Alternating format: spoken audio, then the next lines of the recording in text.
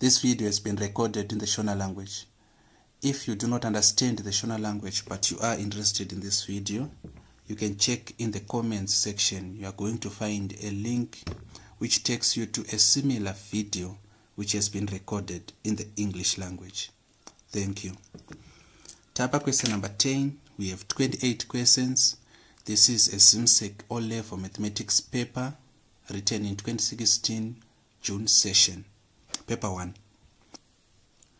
Given that x is equal to aq squared plus bq squared, express q in terms of a, b and x.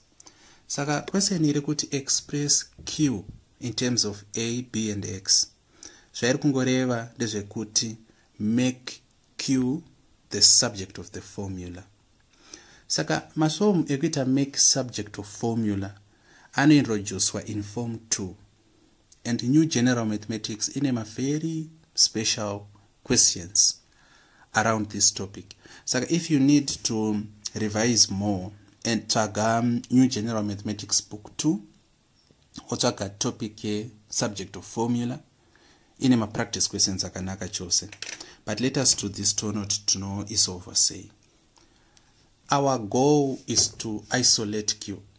To that q as an egg, that is making q the subject of formula. Saka zvatinogona kuita panapa ndezvekuti tinogona kunyora takati aq squared plus bq squared is equal to x. Hapana zvatachinja, kungoipidigura hakuna effect. Saka it remains true. X is equal to aq squared plus bq squared. Yakangofanana nekuti aq squared plus bq squared is equal to x. The same way 2 plus 3 is equal to 5. Zvangofanana nekutanga tati 5 is equal to 2 plus 3. Then to isolate q, tikatarisa materms edu ari ku left hand side. Tinoona kuti tina aq squared as the first term, tina bq squared as the second term.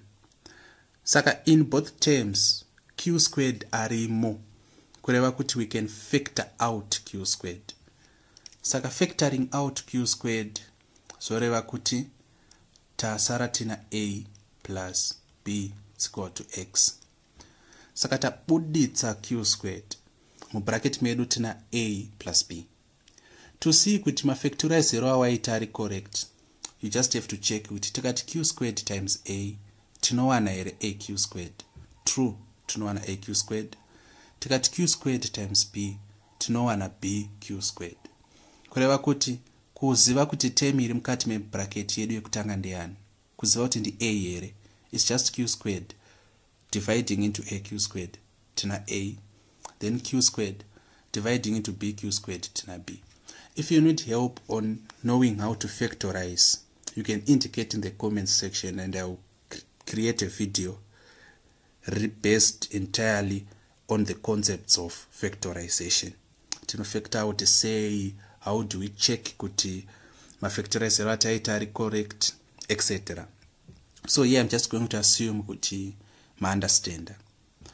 Tadaro manje q squared time isolate, but without asara ari ega ku left hand side. Saka zvatichaita ndezvekuti tichadivide kunoku ne bracket a plus b. But zvataita ku left hand side tofanga kuzviita ku right hand side kuitira kuti equation yedu irambe iri balanced. Saka panapa again to divide on a plus b bracket. Bracket iri rakunocheka bracket iri kurota sara tina q squared is equal to x over bracket a plus b. But question yedu manje iri kuti express q, not q squared, yet q. Kureva kuti takuchidzokera kune zvatakaita ku question number 9. You can check ku question number 9. We tried to show you why kana tichida kubvisa square tinointroduce square root, or conversely kana tichida kubvisa square root tinointroduce square. We proved why we do that. Saka we are not going to do it in this video. Go check the video containing question number 9. Rather, we introduce the square root here. To introduce a square root in a bid kuti tibvise ka square kanaka, we do the same here. Saka panapa tasarwa tina q is equal to, don't forget plus or minus x over bracket a plus b. And we cannot solve it any further. We cannot find the square root of x, neither can we find the square root of a plus b. So our answer is going to be q equating plus or minus the square root of x over a plus b. This will be the end of question number 10. Kana muine mufunzo pamawekero ataita, you have the comments section to air your views. Kana muine amwe ma questions, reach to me directly. Kana muine ma questions azunabasa uti syllabus ripi so long iri O level maths, reach out to me. I'll provide videos explaining those questions and those solutions. Kana mabatsirika, please subscribe, share and like. Kuitira kuti mavideo asvike kune vana vane handa vakati wandei. Kuitira kuti mabatsirike munhu asaita ma-sittings anodarika 1 achinyora O level maths. In as much as it is called ordinary, looking at how precious the human mind is. No one deserves kunyora maths ka 2. And I'm trying to provide my video in the most understandable way possible. Sometimes kuteta kuti mavideo akure unnecessarily, and attention span yedu iri kushiringa because of zvinhu zvakawanda. Vanhu vakawanda cannot stand kuona video rakati kurei even though richivabatsira, but sometimes ndinongoita kuti akure kuitira kuti ndinyatso kuexplain to my satisfaction, to your satisfies, kuti manyatsonzwisisa here.